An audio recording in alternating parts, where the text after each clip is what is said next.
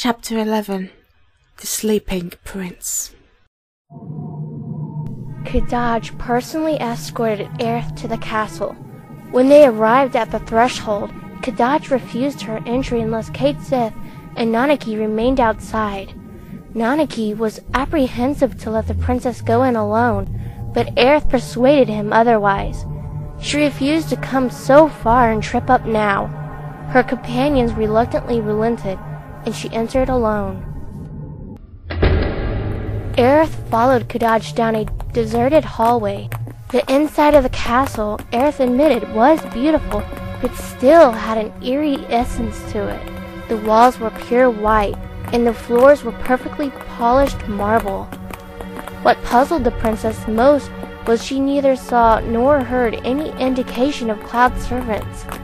She wondered if they were locked away or maybe forced to clean another portion of the castle. She wondered now where Cloud was hidden away. Her thoughts, however, were interrupted when Todd stood in front of a large, heavy-looking door. Aerith stopped behind him as he pulled out a large, silver-colored key from thin air. Aerith felt nervous, surrounded by magic since she met the Wolf Prince, but she never felt threatened with him. Here she felt uneasy. Todd undid the lock to the door.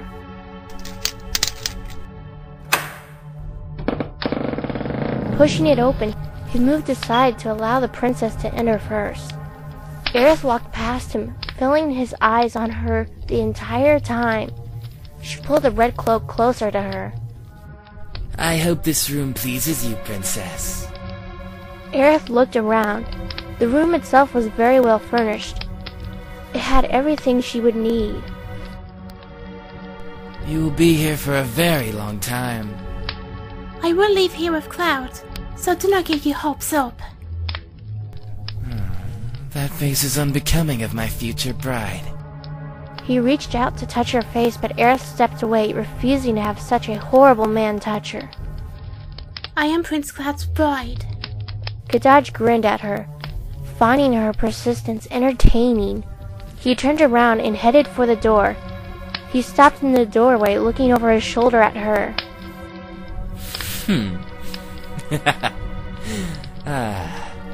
Only if you are his true love, my dear princess. I will come for you when the sun sets. I suggest you get some rest. It will be a long night. With that, he shut the door, locking it after.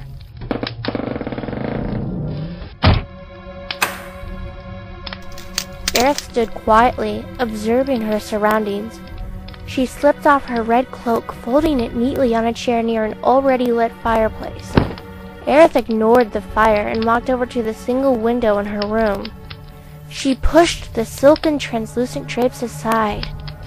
It would only be a few hours until sunset. The princess felt anxious. She would finally see Cloud again. It made her heart somersault in her chest. Aerith stared at the engagement ring. Soon, Cloud. Soon. Soon. That was all her mind said. Soon. The time went by painfully slow for the princess. She tried to keep busy so the time would pass, but found herself more like a prisoner here than anything else. There were no books to read or anyone to talk to. Without her companions, the princess felt utterly alone for the first time in a very long time. When the sun set, Aerith anxiously waited for Todd to return. When she heard the lock on the door click, the princess stood up from the chair she was sitting in. Todd opened the door and entered. He smiled at the princess. His smile sent the hairs on her stand on end. Good evening, princess. I hope you found your room quite pleasing. It was suitable. But now I demand to see Cloud. Demanding, are you? Princess, you are in no way, shape, or form able to make demands.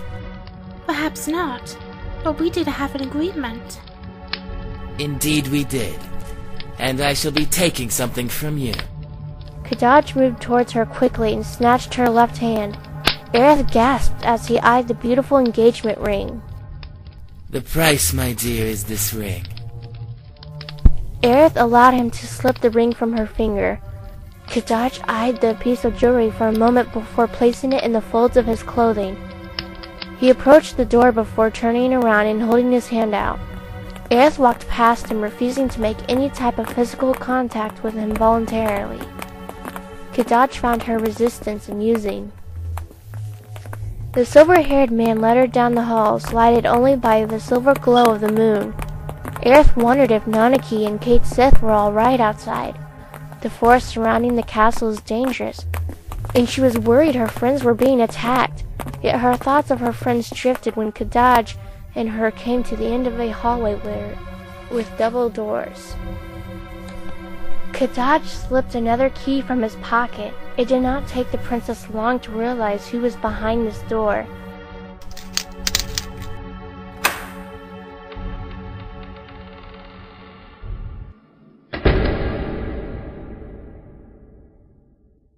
The silver-haired man unlocked the door and pushed it open.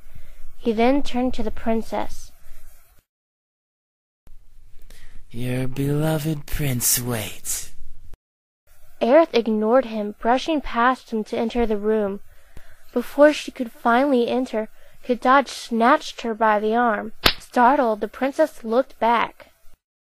You will be locked in till sunrise. If you fail, you will be escorted back to your chambers, and the process shall continue the following sunset. Aerith glared at him, determination burning in her emerald orbs. Cloud and I will be leaving here by morning. Kadaj leaned forward so his face was inches from hers. Only if you are his true love. But as I recall, you betrayed him. If you did not, he would not be in such a predicament. Aerith yanked her arm free and moved inside the room.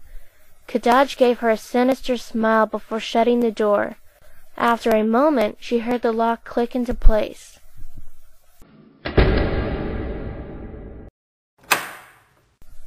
The princess turned around to find herself in a dimly lit room.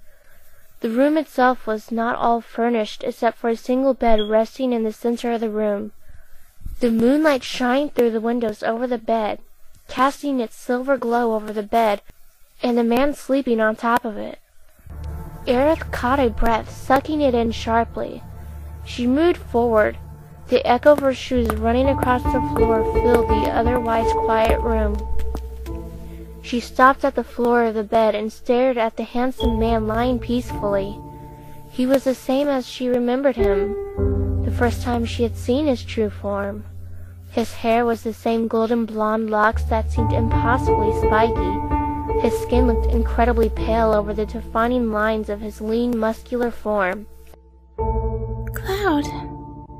She looked around the bed, standing over him. The princess stared for a moment, drinking in this handsome prince before reaching out to touch him.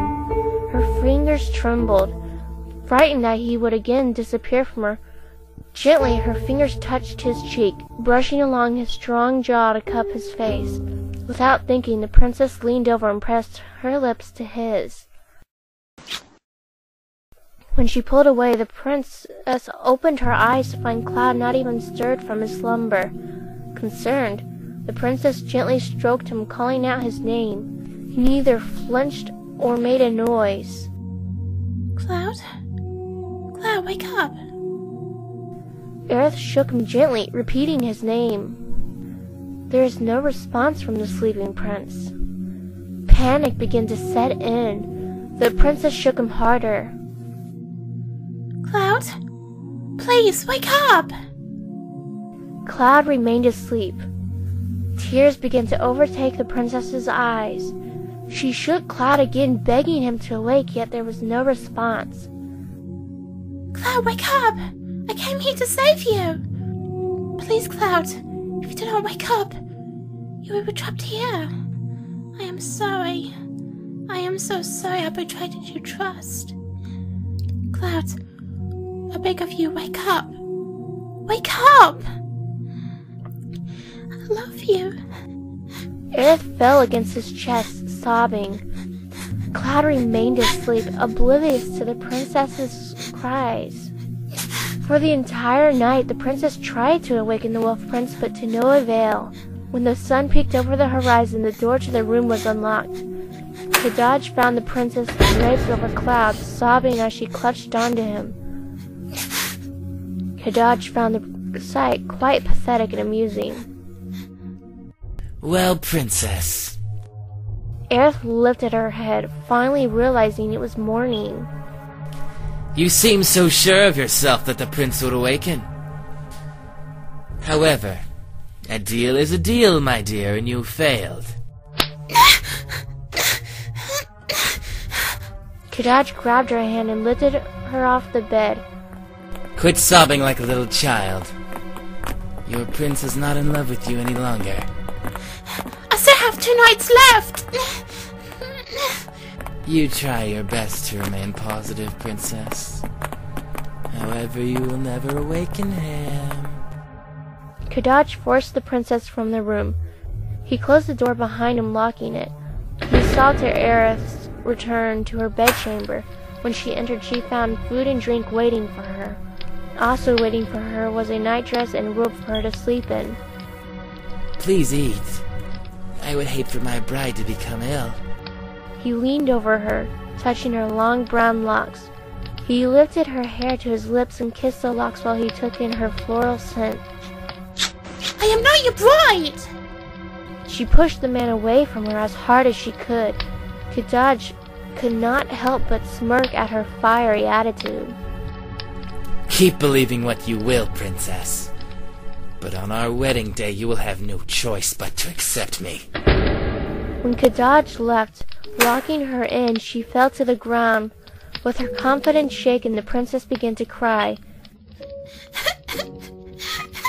She had been so sure that Cloud would simply awaken from his sleep, and the two would be reunited.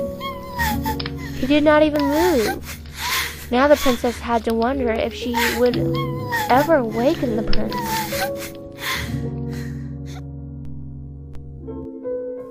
In the room where Cloud was, the wolf prince began to awaken. His azure eyes opened and closed slowly before he sat up. Tiny spots of water decorated his shirt as if water had sprinkled down on him.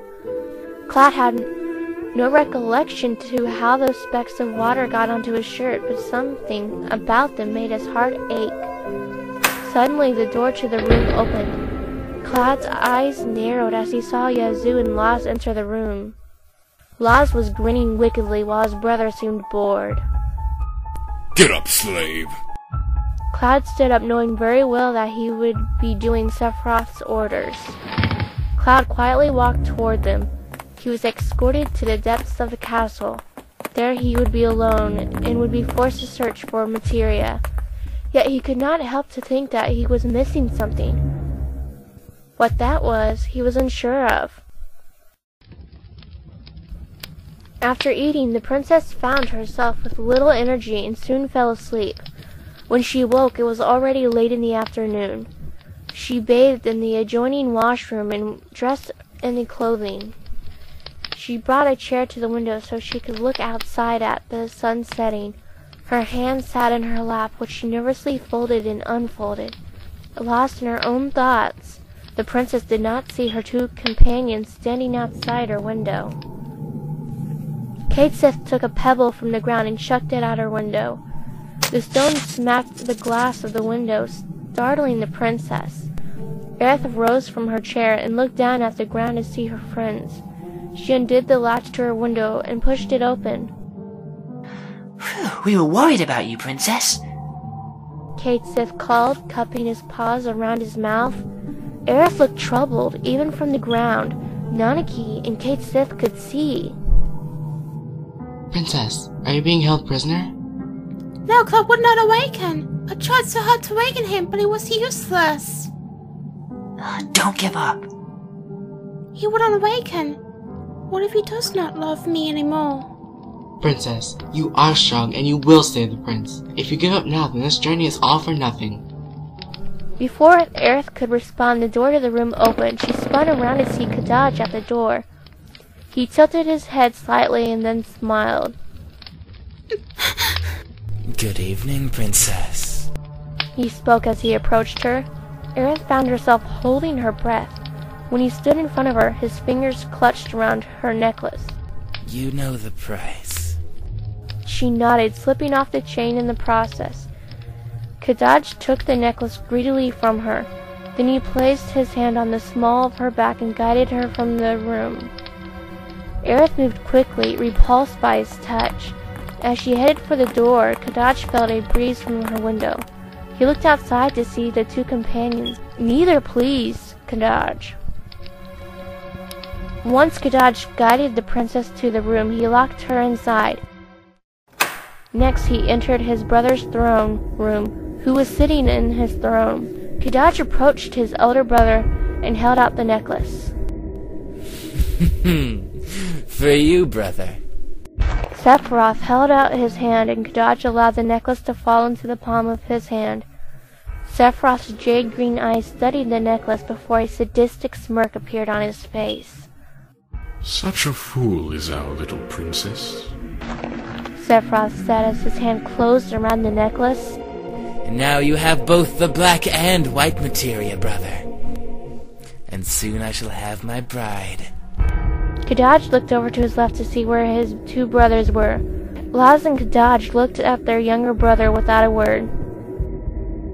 Brothers, I need you to dispose of some bothersome creatures roaming outside of our palace.